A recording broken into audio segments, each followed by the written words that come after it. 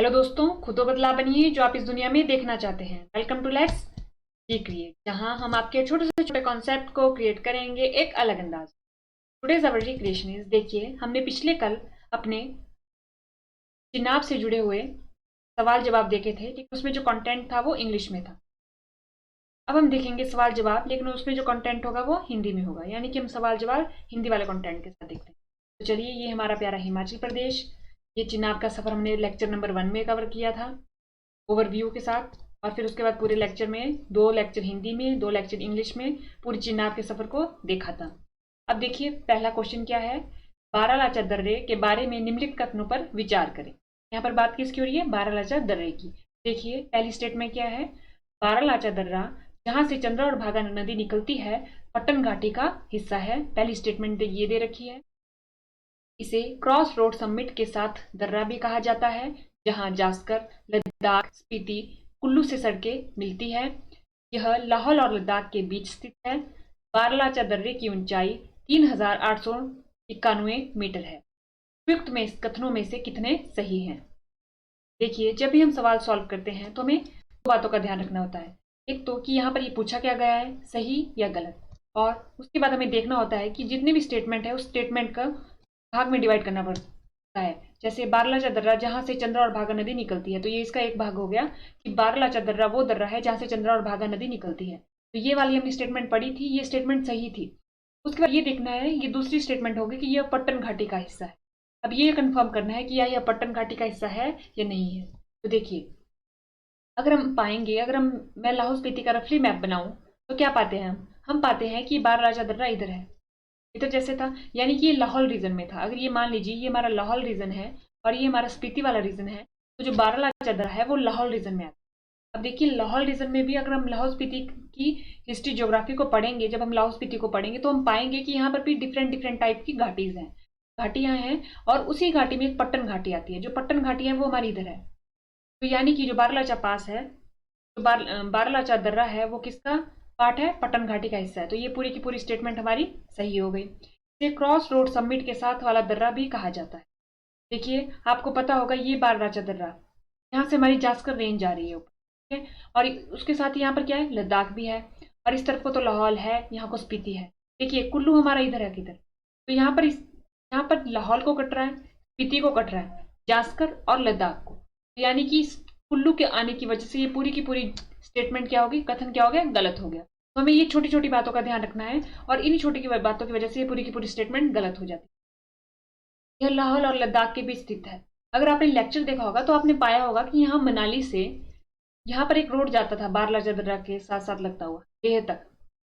तो देखिए, लेह कहाँ है? हमारा लद्दाख में है, और लाहौल हमारा यही है, बारलाचा दर्रा जहाँ पर लाहौल में ही है। तो यानी कि यह लाहौल और लद्दाख के बीच स्थित है। ये वाली स्टेटमेंट सही है, क्योंकि लाहौल और लद्दाख के बीच में स्थित है। बारलाचा दर्रे की ऊंचाई 3891 मीटर है। देखिए, जब हमने पढ़ा था लेक्चर में तो हमने पाया था कि ये 3000 नहीं, 4891 मीटर है, यानी कि अप्रोक्सीमेट ये 4800 मीटर है। ये 4800 मीटर है। देखिए, हमने जब रोहतांग दर्रा भी पढ़ा था उसकी हाइट अलग थी, बारलाचा दर्रे की हाइट अलग है। तो हमें हाइट की वाइज ऊंचाई भी हमारे को पता होनी चाहिए, क्योंकि अब ऊंचाई से रिलेटेड भी पेपर में क्वेश्चन आते हैं। ठीक है, तो कितने कथन सही होंगे? अगर हम देखें तो हमारा ए कथन सही, ये वाला कथन सही हो गया। और हम देखें तो हमारा सी कथन सही है, यानी कि 2 कथन सही है।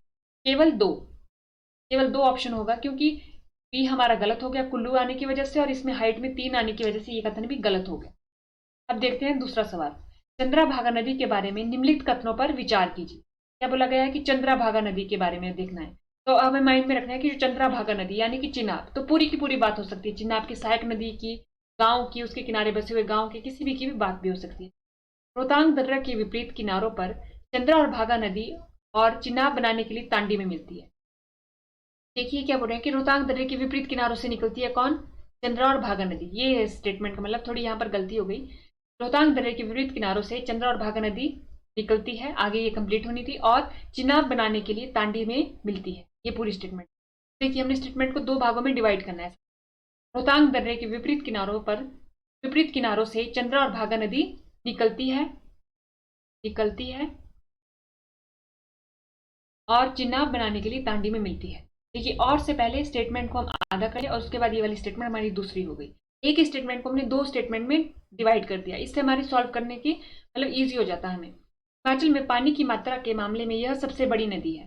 ठीक है, ये स्टेटमेंट हमें देखना है, ये तो फैक्ट है, होगी तो नहीं होगी तो ठीक होगा, अगर नहीं होगी तो ये गलत हो जाएगा। यह भुजिंड के पास पांगी में प्रवेश करती है और चंबा से संसारी नाला में लद्दाख की औदर घाटी में प्रवेश करती है। इसकी सहायक नदियां मियार, सेचुतुआ नाला और तवी है। तो देखिए प्रयुक्त कथनों में से कितने सही है, यहाँ पर भी क्या पूछा गया है, सही पूछा गया है। कि अब देखते हैं, देखिए अभी हमने पीछे पढ़ा बारलाचा दर्रा, तो चंद्रा और भागा नदी निकलती तो है, लेकिन कौन से दर्रे से निकलती है, रोहतांग दर्रे से नहीं निकलती, वो निकलती है बारलाचा दर्रे के विपरीत किनारों से निकलती है। तो रोहतांग दर्रे के आने की वजह से ये वाली ऊपरी जो हमने एक बनाई थी स्टेटमेंट, ये तो गलत हो गई। ठीक है, इसकी वजह से ये वाली स्टेटमेंट गलत हो गई। अब और के बाद वाली स्टेटमेंट चिनाब बनाने के लिए तांडी में मिलती है, तो हमने पढ़ा था कि चंद्रा और भागा आई तांडी में मिली। तांडी के बारे में भी हमने दो महत्वपूर्ण पॉइंट देखे थे, क्या कि सूर्य की बेटी की शादी चंद्रमा की बेटी से हुई थी, द्रौपदी ने अपना यहाँ पर तन छोड़ा था। तो दो स्टेटमेंट में हमने तांडी से जुड़ी देखी थी। उसके बाद हिमाचल में पानी की मात्रा के मामले में यह सबसे बड़ी नदी है। तो आपको पता होगा हमने दो चीजें पढ़ी है, एक तो सबसे लंबी और एक सबसे बड़ी। तो देखिए अगर सबसे लंबी नदी की बात करें तो वो कौन सी है, हमारी सतलुज नदी। सबसे लंबी क्यों है, क्योंकि वो हिमाचल प्रदेश में 320 किलोमीटर कवर करती है। ठीक है, और ये सबसे बड़ी क्यों है, बड़ी किस दृष्टि से देख रहे हैं हम, इसमें पानी की मात्रा इसमें क्या है, ज्यादा है। तो पानी की मात्रा ज्यादा किसमें है, हमारी चिनाब में। और सबसे लंबी नदी कौन सी है, हमारी सतलुज। तो ये दो सवाल है जो हमें अमूमन कंफ्यूजन पैदा कर देते हैं पेपर में। ठीक है, तो सबसे पानी की मात्रा में सबसे बड़ी जहां आ जाए वो चिनाब, सबसे लंबी जहां पूछा जाए वो सतलुज। ये हमारा बिल्कुल सही है कि भुजिंड के पास पांगी में प्रवेश करती है, इतनी स्टेटमेंट सही होगी ये। और चंबा से संसारी नाला में, देखिए चंबा से संसारी नाला में, यहां तक अगर हमने देखा तो ठीक है कि चंबा से संसारी नाला में जाती है, लद्दाख की पौधर घाटी में प्रवेश करती है। तो हमें देखना है कि जो पौधर घाटी है क्या वो लद्दाख में है। तो हम पाएंगे, अगर हम देखें, अगर हम बनाएं अपना, ये लाहौल स्पीति हो गया, ये हमारा चंबा हो गया, अगर हम, ये हमारा पूरा का पूरा चंबा हो गया। अगर हम बनाए ये चंबा के कैसे हो गए, ये पांगी घाटी हो गई, यहां से गई संसारी नाला से ये यहाँ एंटर कर रही है। तो यहाँ पर चंबा की इस तरफ को क्या था, जम्मू कश्मीर था, यानी कि लद्दाख नहीं होगा, यहाँ पर क्या होगा, जम्मू कश्मीर। ठीक है, और स्पेसिफिक कश्मीर की पौधर घाटी में प्रवेश करती है। इसकी सहायक नदियां हैं मियार। देखिए अब यहाँ पर हमने पढ़ा होगा कि उदयपुर के पास इसमें मियार मिलती है। ठीक है, ये हमारी सही होगी, यानी कि लाहौल में मियार है। सेचुतुआ नाला, तो सेचुतुआ नाला हमने पढ़ा था कि सांच के पास से आती है। और तवी, तवी इसकी इस तरफ वाली ट्रिब्यूटरी है। तो हमने देख लिया कि ये जो तीनों की तीनों ट्रिब्यूटरी हमने पढ़ी थी, तो ये स्टेटमेंट सही है। तो उपयुक्त में तो कितने कथन सही है, तो केवल दो कथन सही है। कौन कौन सी, लद्दाख के आने की वजह से ये स्टेटमेंट गलत हो गई, रोहतांग दर्रे के आने से ये स्टेटमेंट गलत हो गई। ये वाली सही है और ये वाली सही है, बी और डी सही है, तो केवल दो। अब देखते हैं क्वेश्चन नंबर 3, चंद्रताल झील के बारे में निम्नलिखित कथनों पर विचार करें। चंद्रताल झील, देखिए हमने पढ़ा था चंद्रताल झील और सूरजताल झील के बारे में भी, तो इसके बारे में भी सवाल आ सकते हैं। एक स्पीति क्षेत्र में स्थित है, पहली स्टेटमेंट ये बोली गई है। इसे सूर्य की झील भी कहा जाता है। यह भागा नदी का स्रोत है। यह एक रामसर वेटलैंड साइट है। ठीक है, उपयुक्त कथनों में से कितने कथन सही है, तो अगर हम देखें, देखिए अब आप बनाते हैं, अगर बनाए लाहौल स्पीति का मैप बना दिया हमने, ये स्पीति रीजन हुआ।